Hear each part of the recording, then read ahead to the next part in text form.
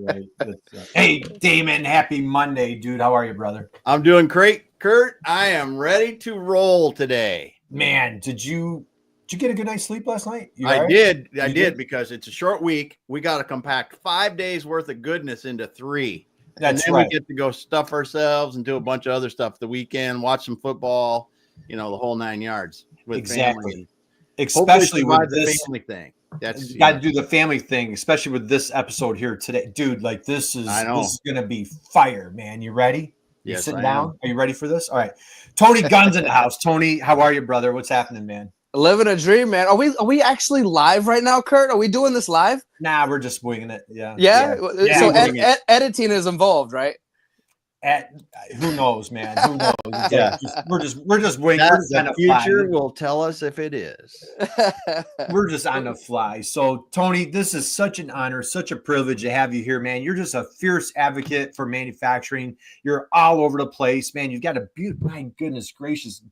Damon, are you just raging with jealousy of this view that Tony's got, or what, man? It's green. We don't see green this time. Yeah, you don't see green. Like it's like barren where I'm at. So, Tony, let's dive in first. So, again, you're all over the place. We're going to dive into how you're helping manufacturers. I don't know anybody that's a bigger advocate for manufacturing than yourself. But before we go there, my friend, I want to go back in time a little bit. When you were a little guy growing up, who was your hero? Who did you look up to? Who was that person that just elevated you? Who was your hero when you were a little guy? Oh gosh, this is gonna sound so cliche. My dad. My dad was my hero. I mean, my dad was almost a professional baseball player. He played against Pistol Pete Maravich in basketball. He was a heck of an athlete, and he was my coach in all sports growing up. And he was always a nice guy as well, which is kind of important as a kid. So, I mean. A lot of people when they're growing up, they think of professional athletes or musicians or movie stars. I never cared about that kind of stuff. I really just kind of appreciated the human being that I was and felt like I was my own best friend. But also really appreciated the kindness that was offered to me by my parents.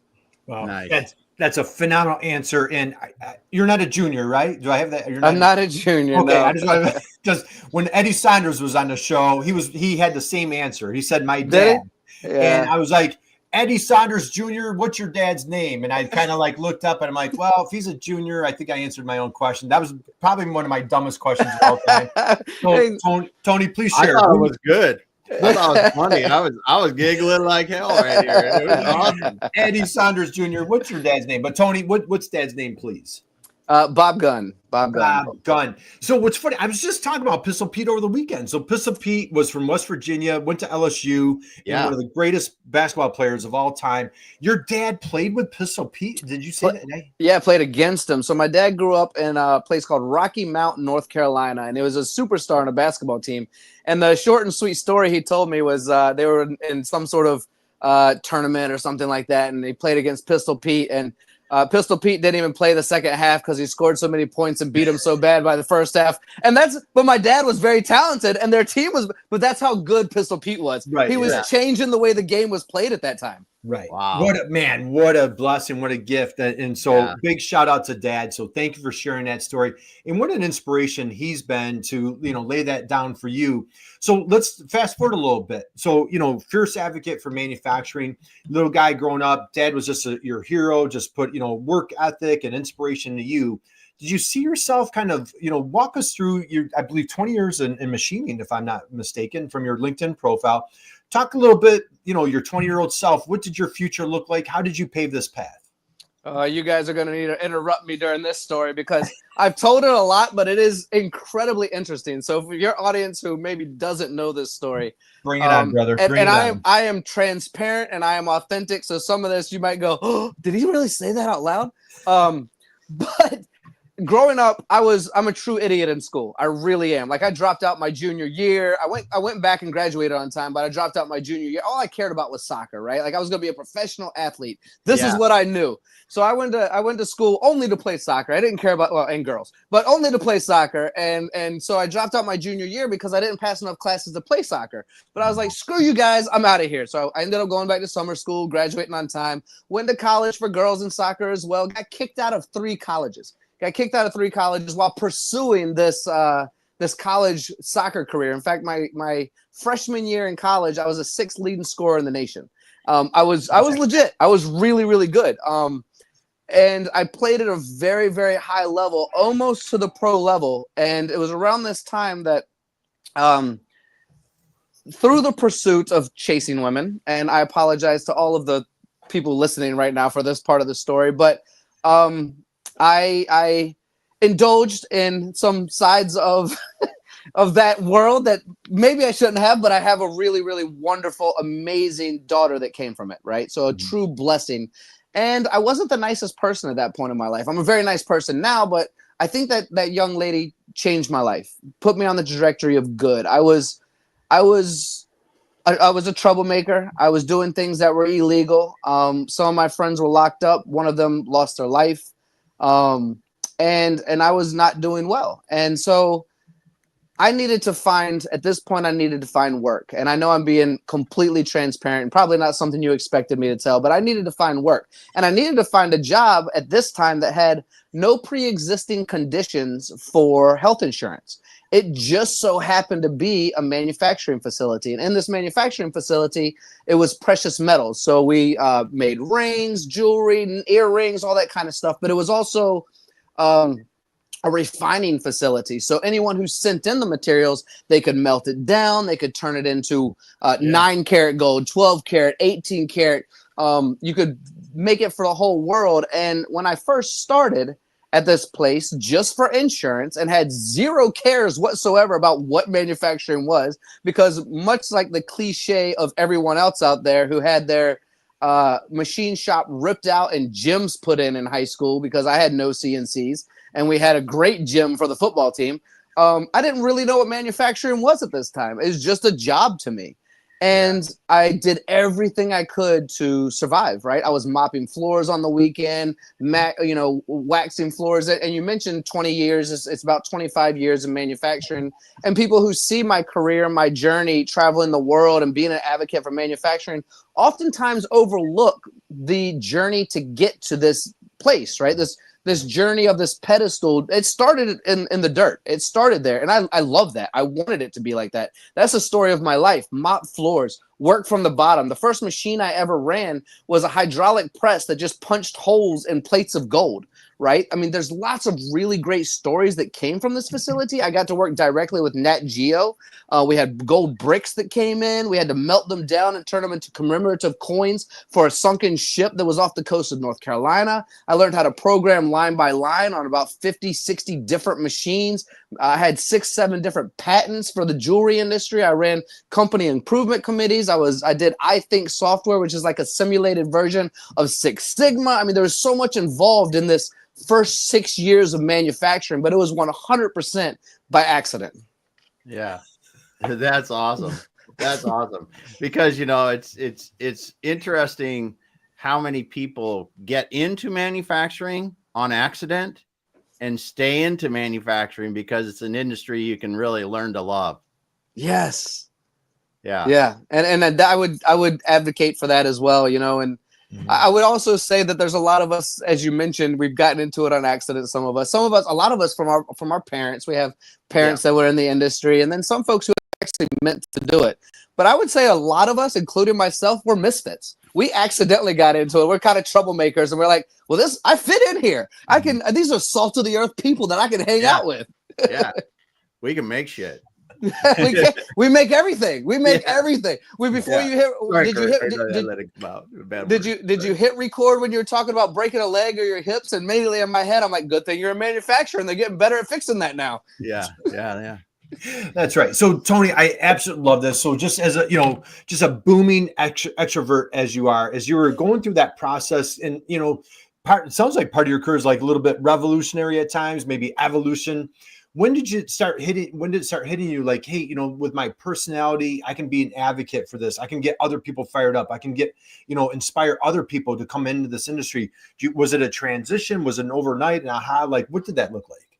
Really, really a great question, Kurt, because I think for me, there was never a pursuit of needing to be the face of something. I never desired that position. You mentioned an exploding extrovert, but honestly, did you know I'm actually introverted? Are you? The difference between an introvert and an extrovert is an extrovert can go into a party or go into a situation and they become fueled by the energy around them. And they'll actually leave that feeling hyped up and ready to go and ready to do some more. Someone like myself, while I am truly charismatic and I think I'm somewhat fun, I hope other people agree with me, it's somewhat fun, I will feel wiped at the end of I have a social battery that I have to pay attention to. So when I'm done with a keynote or I'm done filming at a trade show, I need to go be by myself in my hotel room. So that's kind of the start of what you brought in. But when did I realize? So let's step back a second. 12 years of being a machinist in 3 major facilities. I even tried road construction for a little bit because it paid more money and I wanted to see what it was like. I accidentally fell into a role which took me to be an international consultant and the vice president of a company, which took me to about 40, 50 different countries. And my job was to understand how business is done in each of these countries, build distributorships, and educate people on how to do things in the micro machining world at a faster, more productive rate. COVID hit, and this is the fast forward journey, of course, but COVID hit, and I am very unique from other people. If I'm scared of something, I run toward it. If something is fearful, I chase it. Like, I want to know why I'm afraid, and I want to be a part of it, which is why I surf in hurricanes or go walk through active volcanoes when they're erupting or swim with sharks. These things scare me, and I want to be there in front of them. So when COVID hit, I don't really do fear, worry, anxiety, these types of things. And so I was like, I respectfully apologize to the people that I'm working with, but I need to take time to myself and time to my family. The world is in chaos. Everyone's looking at each other as numbers instead of as humans because we don't know if we're going to have profits anymore. We don't know if you're bringing in enough sales. And if you realize what I said previously about being an international consultant and traveling all the time, I wasn't able to travel at that time. So I didn't enjoy feeling the pressure of needing to create the type of work that needed to be created without the ability to do 50 to 70% of my job, which was traveling and being there, right? So respectfully stepped down from the roles that I was in at that time, put everything in the storage, went backpacking through Mexico with my family. We're just like, we're out of here. We're done. And we went through the Yucatan Peninsula. We went through Playa del Carmen. We went through Querétaro, Rio de Catorce, just enjoyed ourselves. And during this time, a bunch of companies reached out to me, realizing that I was in between jobs and offered me wonderful positions, but it just didn't resonate. And then MTDCNC, the news media company that I'm with right now, the advocacy of manufacturing, which you asked about, they said, we know about your history in manufacturing. We know about your history as a consultant. In fact, we interviewed you at Mac in 2014 and again at EMO in 2018 or 19. I can see EMO is the even years. So 2018, we would like to consider branching out to make this a true global channel for manufacturing, the true agnostic, unbiased global channel that the world deserves to truly see what is being done inside of these facilities. And I kind of looked at my wife and myself in the mirror. I was like, I get to be of service to everyone. This is an opportunity to do good for an invisible industry that deserves it. So I flew to England, did a couple of interviews. They liked what they heard. I liked what I heard. Ended up creating the North American branch, became the director of global operations for this news channel. And again, going back to the beginning of this conversation, it was never a pursuit of glory. It was never a pursuit of selfishness. It's always been a very selfless, of service idea that I can help people, because what I've realized, my friends, is there are people so smart at manufacturing. I mean, brilliant, far smarter than I could ever dream of becoming. But a lot of these folks are truly introverted. The joke that says, how can you tell when you met an outgoing engineer? They look at your feet instead of their own when they're talking to you. That's how you can tell, right? So I almost feel like it's a responsibility and a duty to be the voice of people that deserve to have their voice shared. And I hope that makes sense, but that's the reason why I do this. Dude, that was classic. They look at your feet instead of their own. That's an outgoing engineer. All right, so I want to unpack a couple of things right there, Tony. Oh my God, dude, I'm ready to run through a wall. This is phenomenal. Yeah. So, all right, machinists for many years, you're kind of the accidental manufacturer, if you will.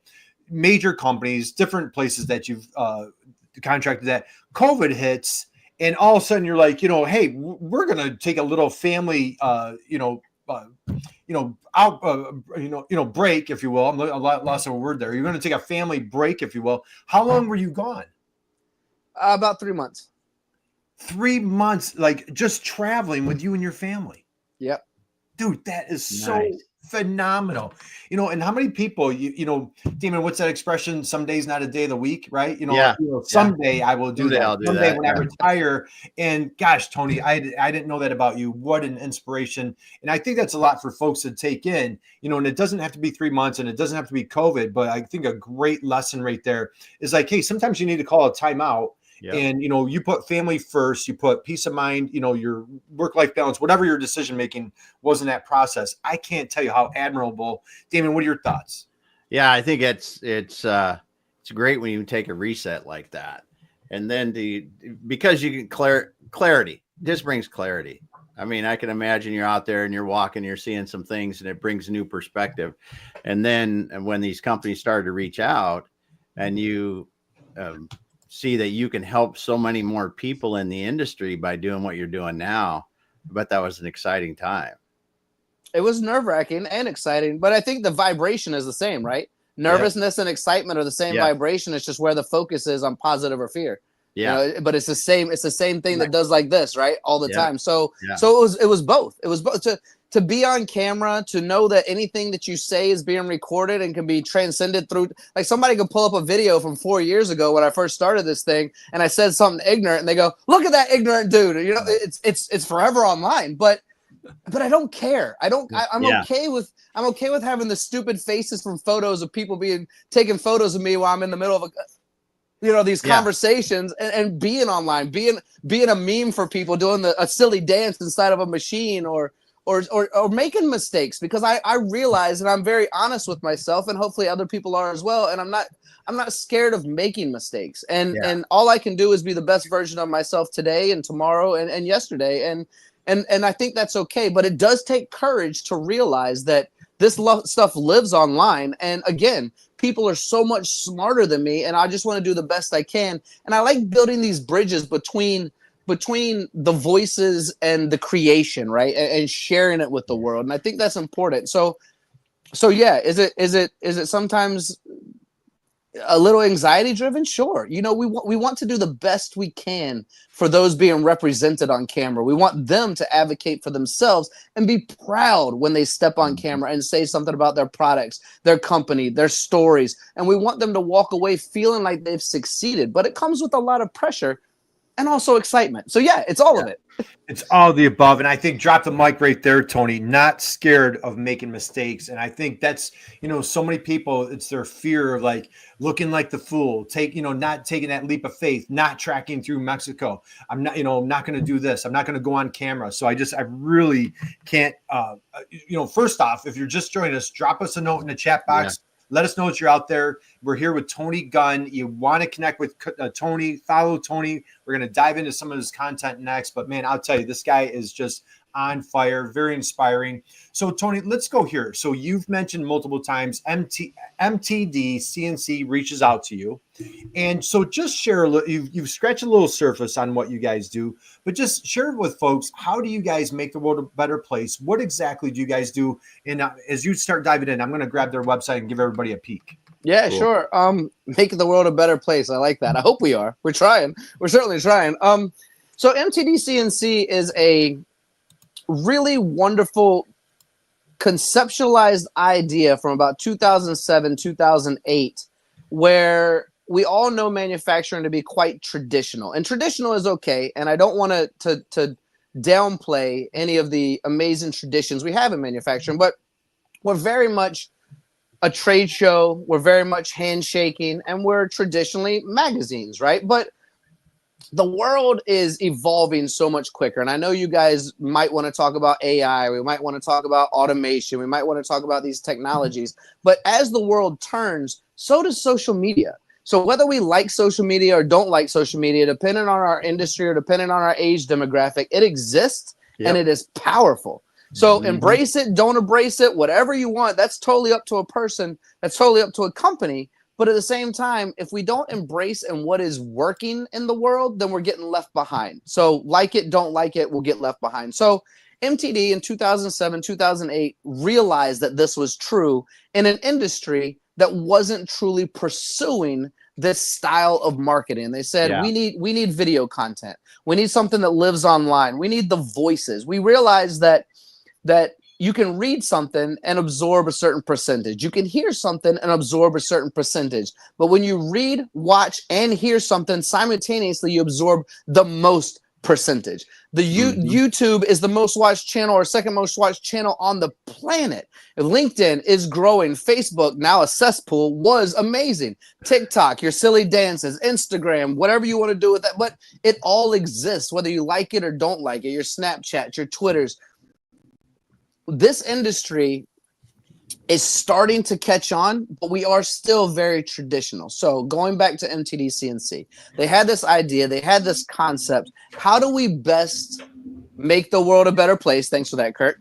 Make the world a better place through the idea that manufacturing matters, and it's based in the UK. The UK are very much friends with the US. We almost speak the same language, and manufacturing is a big deal. Yeah, right, almost. And manufacturing is a big deal to them, like it is to us. But it's also overlooked a lot of times, just like it is here. It's still considered invisible. So the two owners, Paul Jones and Joe Reynolds, started building a team. And they started in the UK. And the UK, they worked with everyone.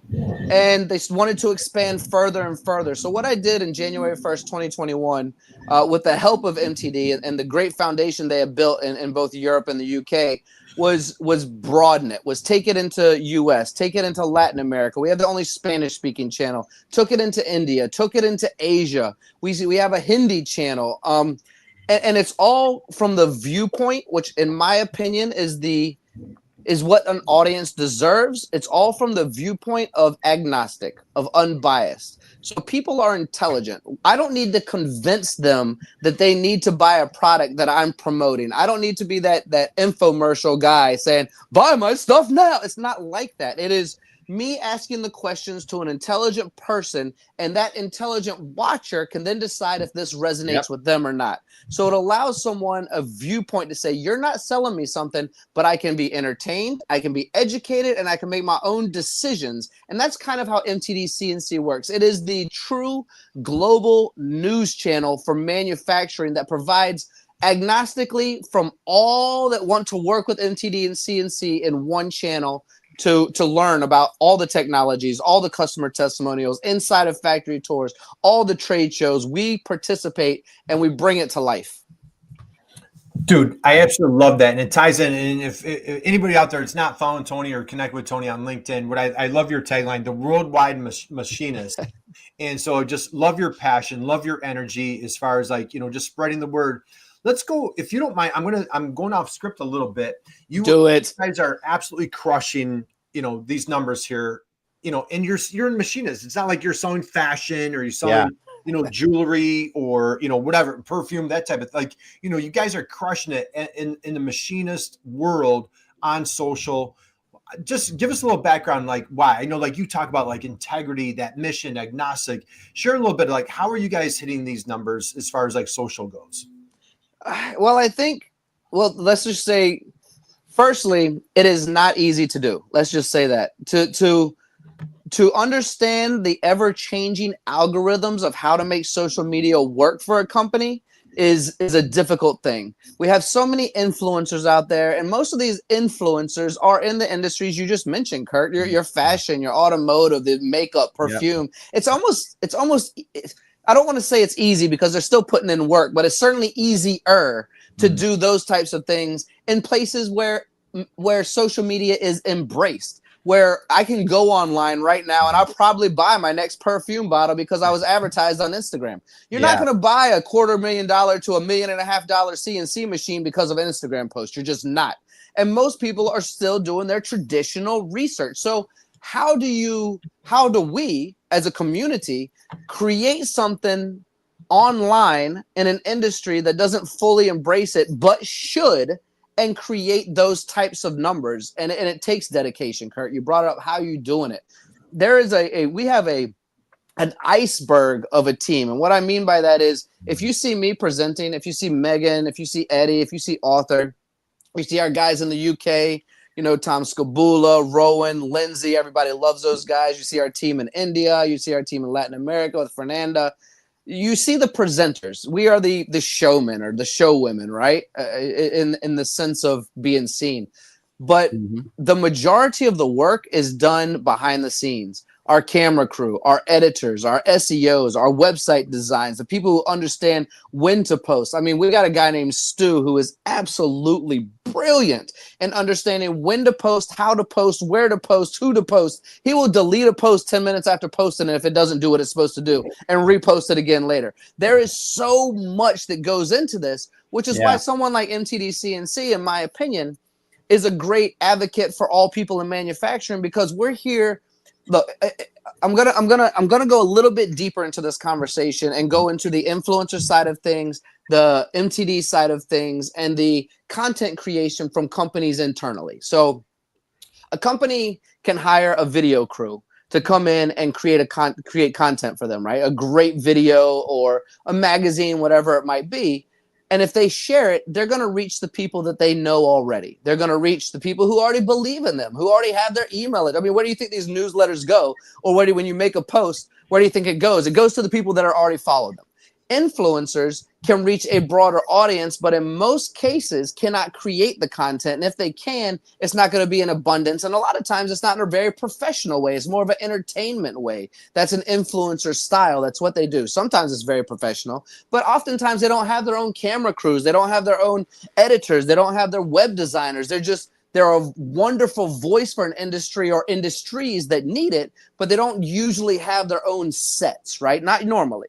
And what MTD does is it's a thought leader influencer style backed by a complete company of camera crews, editors, SEO that gives a company that they can create content for themselves while simultaneously creating with partnering with a brand that gives them a broader voice across the entire world on places like YouTube and Instagram and LinkedIn, and these places where we have millions, billions of views at this point. I mean, it's crazy. We jumped, I want to say 90K on YouTube to 150K in the last 3 months.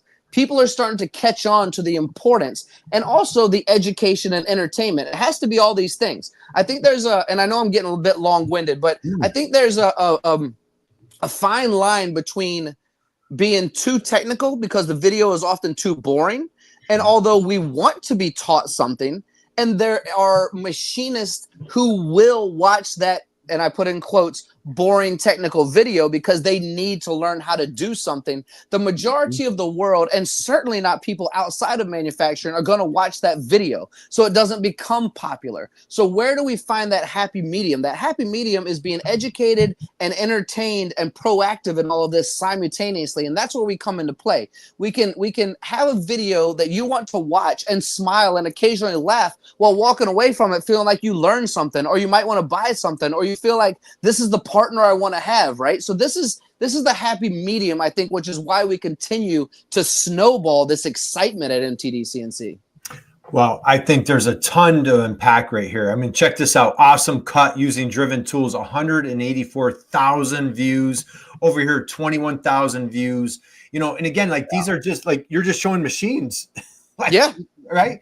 I mean, this isn't the, like you said, the perfume, the makeup, the fashion, this is, I want to say boring, but like this is like traditional manufacturer, roll up your sleeves, get down and dirty, and you guys have tens and tens of thousands of views here.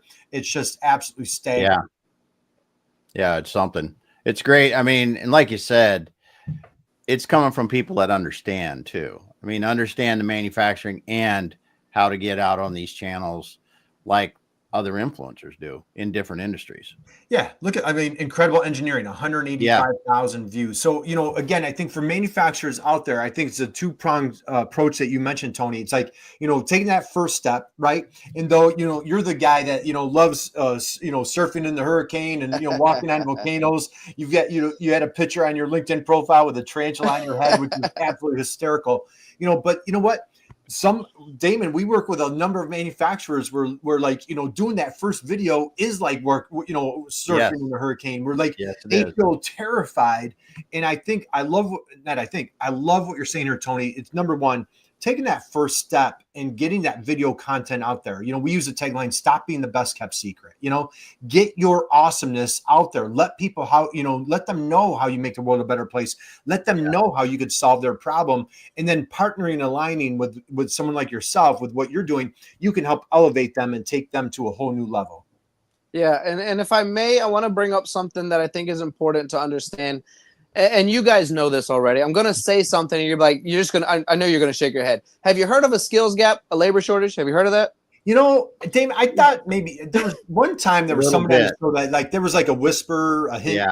But Tony, do share. What's going on here? So it's very obviously something we're all talking about, right? And we think about how can we get people outside of manufacturing, much like myself, who didn't know anything about it, to actually care about it, right? And there's so many different prongs to this conversation, so many prongs to attack, right? And one of them is, how do we fund it? How do we fund getting some of these thought leaders into middle schools, high schools, and even more importantly, the parents, right? And say, your kid can thrive in manufacturing and in trades in general, in trades. And they don't have to go to a university, right? And we need to get to these folks, but there's not a lot of funding for it. And I'm going to come full circle to this conversation in just a minute, but we always complain without coming up with a solution of how we're going to make this advocacy work. Well, social media is a side door or even a back window into attracting people on accident. You just mentioned, Kurt, over 100,000 several times of those videos of traditional manufacturing, roll up your sleeves. I guarantee you those 100,000 people are not 100% machinists. They're people who are accidentally scrolling through and said, holy shit, this is awesome. And they're like, what is this? Right. Yeah. And so that to me it goes back to when I describe how important it is to be educational and make sure that the valued machinists are receiving value for their time while watching a video. It is almost equally as important to be open enough and have fun enough on these videos to attract people that care nothing about manufacturing and get in that side door to help reduce that skills gap and that labor shortage through these videos. Because if we're not, how are we going to get there? We don't have the funding. We're working on the funding, but how do we get into these schools? How do we give these keynotes? How do we attract more people? It's a 2 to 3 million person skills gap right now. It's going to grow between now and 2030, according to predictions. How do we get in there? And I think these videos are a part of attracting an audience that cares nothing about manufacturing and should. Boom. Dude, Tony, so when somebody just really goes off, we have a drop the mic moment. When they take it to a whole different level, we have these moments of silence. And so we just want to take like a little moment of silence and just kind of like marinate in just that dude, that was, let's just take a moment. Let's just savor it. But let's go here, Tony. Dude, you are out. Man, I tell you, you are such an inspiration. I hope I don't embarrass you. I'm gonna put you on the spot here real quick. You don't mind. It's tough to embarrass me these days, but it could happen. I talked to your dad. He said, you can't embarrass them. So a couple of things I want to talk about is like, so for the manufacturer out there that's, again, they've been just nose of the grindstone. They've really never done marketing, but you've really taken it a whole new level. We've got the Gunn Show podcast. And again, I want to talk about your book. So, being a content creator, how does somebody transition from being this fierce advocate, first being a machinist to becoming an advocate to was creating all this content? Was it a natural transition? Was it an evolution, revolution? I want to start with your book. Talk about how does a guy who's running machines for decades become an author? I think all of us have life experiences worth sharing. I think we can all be teachers and students for each other. And some of us are willing to be open enough to share those stories, and some of us aren't, or don't think that we have value enough to share it. I think we all have value. And maybe I am just stubborn in the sense of thinking I have value more so, and I should put mine on paper. Maybe I don't. I don't know. But I'm a big believer in pursuing as many things that bring us joy. And I'm a creative person. I was a hip hop artist for a decade, and I've been on the cover of 3 magazines. I've written these books. I do these podcasts, create these videos, an athlete, travel the world, hiking, all of these things. So I wrote these 2 books when I was doing my international consulting, both pre-COVID. I'm actually working on book 3, 4, and 5 right now, but it takes a minute. So book 1 and 2, I actually owned a natural healing company starting in 2014. When I was traveling around, I started studying shamanism and herbalism and studying with witch doctors and figuring out how to heal things naturally, because when I was 22 years old, viral pneumonia suffocated and killed me in the hospital. And I stopped trusting anyone in the Western world. I was like, I'm going to do this on my own, for better or worse. But I started doing it on my own. So I started studying herbalism, and I just started, I decided that I was going to write a book about my adventures around the world and my pursuit of natural medicine, and just kind of wrote it down. And the first book I wrote it in about 2 weeks. There's misspellings. It could have been done a lot better, but I feel like it was something I needed to get on paper, almost like a journal. And so I did. And I published it, and I have hard copies, and I have it on my WhatsApp that I send to people from time to time, but I've never pushed it, never pursued it, other than just I needed to get it on paper. And then if it resonates with someone, I'll share it with them. The second book, the one that you see there, actually went #1 in 6 countries. And it's I'm co-authored with 10 other people. And we each wrote our story about the pursuit of our dreams, pursuing happiness, how to do that. Because to my knowledge, each of the people who wrote in this book came from a situation that wasn't necessarily the best situation, and they pursued something that put them in a position of success. And one of my favorite quotes is, "Victims find victims, and victors find victors." And I realized this as I was surrounding myself with people who were suffocating me, and I was walking on a treadmill and repeating the same things over and over again, and I needed to get out. That's when I realized I needed to do more and grow. And I actually met the person, the publisher of this book, while I was backpacking through Bali, and he caught me having a glass of wine, watching the sunset, telling my story on accident to a stranger who asked me some questions. And he's like, "Hey man, I just heard your story. You want to write it in a book?" And I was like, "Dude, that sounds awesome." So I don't know the answer, Kurt. I think we all have a story to share. I just decided to put mine on paper and publish it. Just the right place at the right time. And I'm a big advocate of, almost like Jim Carrey and Yes Man. Say yes. Say yes to things that scare you. Say yes to things you haven't done before. Be brave and pursue. I'm not the greatest writer. I don't have the most. I have a cool story, don't get me wrong, but maybe not the most amazing story. I met someone just the other day who's one of 3 people in the world that climbed the north face of Everest by himself. That's awesome. He wrote a book. And I'm like, well, my book's not as good as yours, but I tried my best, that kind of thing. What I'm saying is, pursue things that bring you joy regardless of what other people think of it. And that's kind of what I did with these books. Awesome. Okay. That's going to be our second moment of silence right there. Say that again, Tony. Pursue things that say that again. I'm not even sure if I can. Just pursue things that bring you joy. Yeah. Care less what anybody else thinks, right? Yeah. More or less. I'm going to have to go back and catch a replay. That was phenomenal. Just go out, be the yes man. I had a mentor who used to say, just raise your hand. Just raise your hand. Just go out and do things. I couldn't love what you're saying more. Let's talk about the Gunn Show. Who are you interviewing on? For folks that aren't familiar with the Gunn Show, they absolutely need to be familiar with the Gunn Show. They need to sign up and follow you on Spotify, YouTube, whatever, so you can catch your podcast. Share a little bit what would people expect to hear on the Gunn Show. Well, second to your podcast, of course, we have quite an audience, and the Gunn Show is all about humanizing manufacturing. And I know there's a lot of podcasts out there based on more technical things. There's more company focused type stuff. There's more product focused type podcasts. Mine is just about humanizing, and it goes back to the skills gap we have again, and the fact that we have so many brilliant people who need to share who they are and how they got into manufacturing. And so my job is to encourage them to share that story. So it could be anyone. In fact, I had somebody from United Airlines not too long ago this past year But it could be anyone willing to share their story about manufacturing or anything similar to manufacturing. And it started in March of 2021, and it was very basic Zoom. Let's do it back and forth. It went on to Spotify, Apple, Google, and YouTube, of course. And through the years, it's continued to grow. This past year, we did the VIP edition. So I was really proud of this idea. So VIP edition means I pay for your flight, I pay for your hotel, I pay for your food. We go out to eat. We have $3,000 bottles of scotch, bourbon, tequila while we're on the show sipping it. We have the most expensive coffees and teas, and we sit down in this dope studio in South Florida, and we just have a ball telling a story. That's the VIP edition. We had 50-some episodes this year. Everyone loved it. Amazing journey we did this year.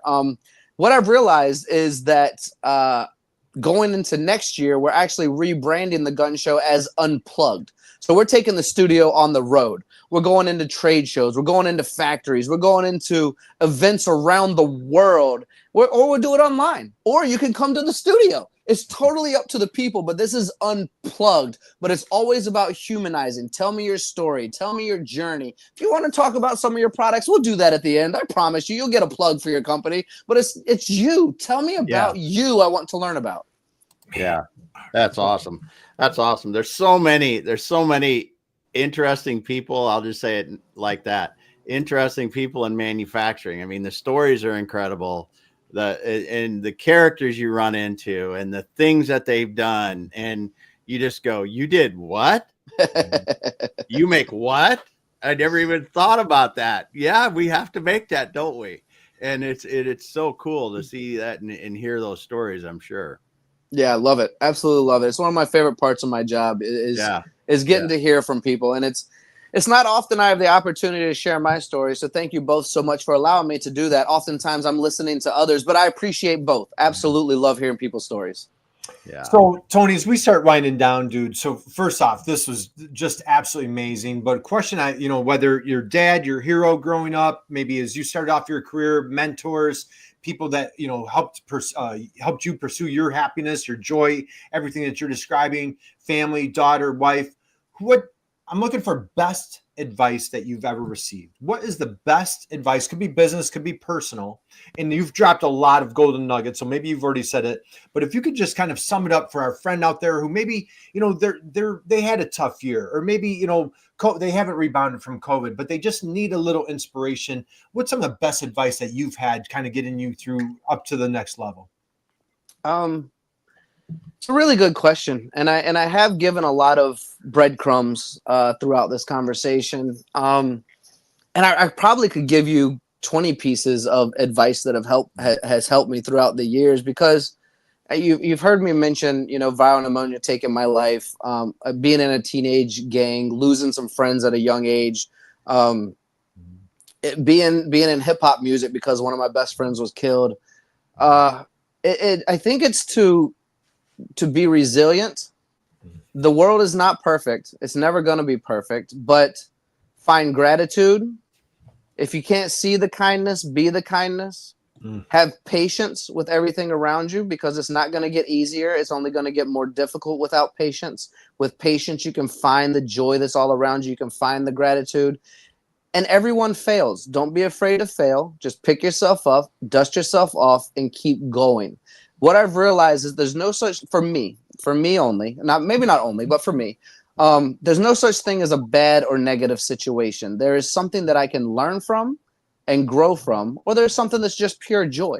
But a negative or hard situation is an opportunity for me to take it, learn from it, grow from it, apply it to my life, and improve as I move forward. So that's kind of a random answer, and there was a lot to that, but these are the pieces that I've applied to my life to truly find joy and beauty in traveling the world, and truly finding love everywhere, and kindness everywhere, and passion everywhere. And I think that's important. Yeah. Awesome.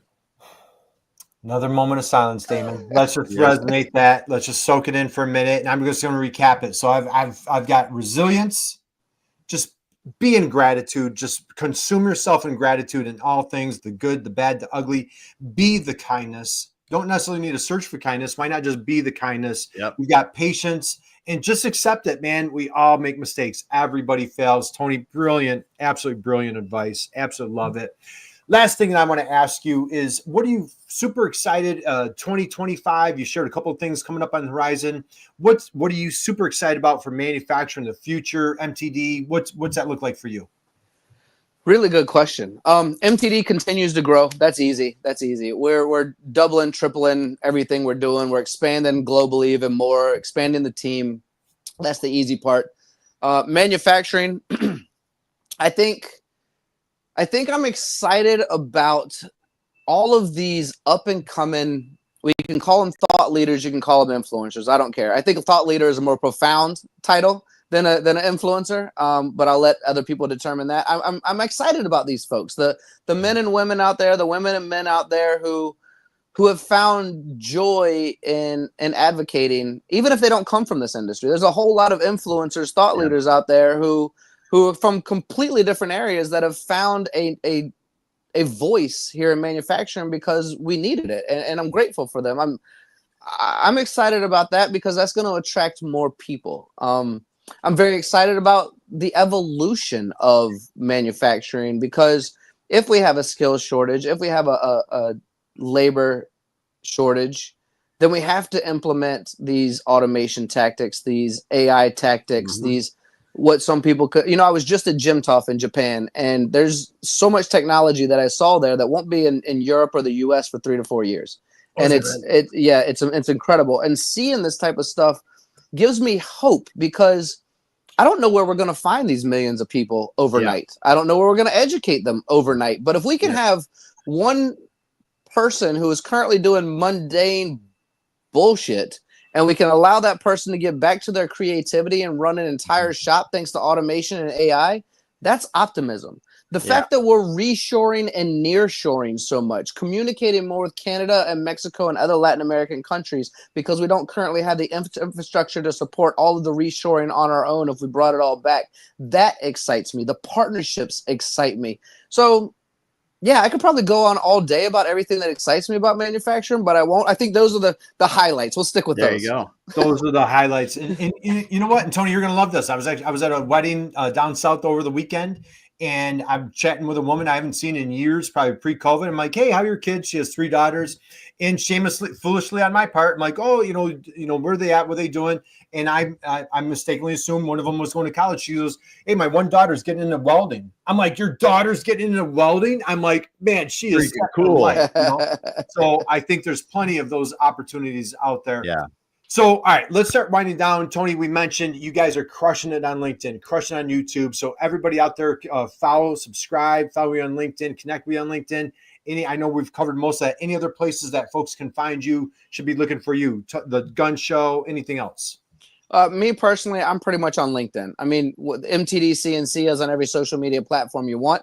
You want to connect with those guys, TikTok, Twitter, Instagram, YouTube, LinkedIn, our own website, mtdcnc.com. For me personally, I am going to grow the other stuff, but I'm going to hire some people to do that for me. If you want to connect with me personally, just come to LinkedIn.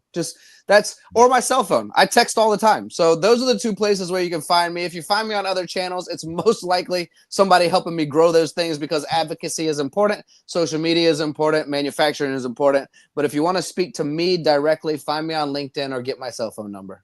Awesome. So perfect, Tony. As we wrap up, Megan asked me that she sent in one last question that she asked me to ask you. Are you ready? Are you sitting down? Are you ready for this one? I am sitting down, and I love Megan. So let's see if she set me up. So Tony, now you mentioned Dad, your hero was borderline professional baseball player. Did I not hear that correctly? You did. Now, did I also hear hip hop artist that you kind of tipped your toe in there? If you want, I did. Okay, so I'm going to give you a scenario. So when you grew up, Dad, you guys, who was your team? When you and Dad were watching baseball, who was your team?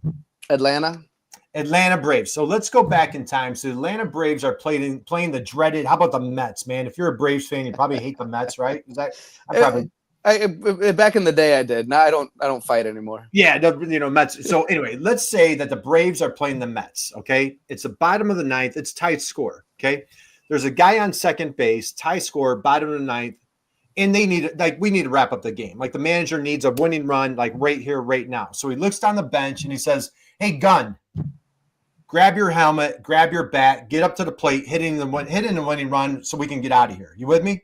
Yep. As you grab your helmet, you grab your bat, you're walking up to the plate to hit in that winning run to beat the dreaded Mets. What's your walk-up song? It's gonna be. I think it's gonna be the same song that we did at IMTS. So at IMTS, we got on the main stage, right? And I requested a song, and for me, the lyrics at the beginning of this song are so important. But it's by Pitbull and Christina Aguilera, and it's called "Feel This Moment." Yep. And it's really just about embracing that moment. It says some people call it something. I call it life. I call it right. life. Yeah. Yep. Some people call it a moment. I call it life. Right. Every Yeah. single piece of what's going on in my life is these combination of moments. I want to embrace. I want to indulge. I want to be there for it. Live in that moment, not thinking about the past, not thinking about the future, but being there and respectfully being there. So that would be my song is again, being in that moment. Feel this moment. Well, that song was played at the wedding I was at over the weekend. What a perfect Nice. walk-up song, Tony. I have to say, Tony, you are, and I'm just saying, I'm not just saying it, dude, you are an inspiration. Like, you always say, like, when you're doing, I had a friend of mine years ago, he said, you're doing the right thing or you're in the right position when you get chills. Dude, you gave me chills like half a dozen times during this episode. And so you are an inspiration. I can't admire, respect, and just love what you're doing more. Keep firing on all cylinders. There are just thousands and thousands of people whose lives that you're making a positive impact. Yeah. People follow you on LinkedIn. You guys have hundreds of thousands of followers on YouTube, LinkedIn, you're all Instagram, you're all over the place. Dude, thank you. Thank you for taking time out of your busy schedule to share with us, to share with everybody out there. I hope if you came in late, man, do yourself a favor, hit the rewind button. Get back to the beginning. Am I showing my age if I say rewind button, right? Hit the replay button, but catch this whole thing. Connect with Tony. Damon, your takeaways today. What are your thoughts? Yeah, no, Tony, just thanks for being here, man. It's just wonderful getting to hear your perspective on manufacturing, your story, how you got into it, and just being that inspiration for others. Thanks a lot. It's a pleasure. Thank you both for offering a platform for folks like myself to share their story. And you're wonderful hosts. And thank you for listening to my long-winded statements all day today. Not whatsoever. Awesome. So, Tony, we got to have you back Yeah. again. I look for the day I get to finally meet you in person. Yeah. Thank you for everything that you're doing. Hang out with us for 1 second. I want to give everybody in the chat box, thank you for dropping a note here. Yep. We appreciate you. Appreciate everybody here. Timothy says, I was lit. He'll catch the replay. We've got Usman says, best wishes to all. We've got Yami says, hello. Asmir says, good morning. Jeremy says, good morning. So again, guys, thank you for stopping by. Thanks for being Connect here. with Tony. For those of us in the North America, in the United States, I wish you, your family, just a wonderful, amazing, great Thanksgiving. And like Tony said, just be filled with gratitude. Take a moment of time, enjoy your family, enjoy Thanksgiving. Damon and I will be back here next week. And so Damon, what a great episode, dude. This was God. All right, we're gonna wrap. I didn't want this to end. We're gonna wrap up. We'll see you guys soon.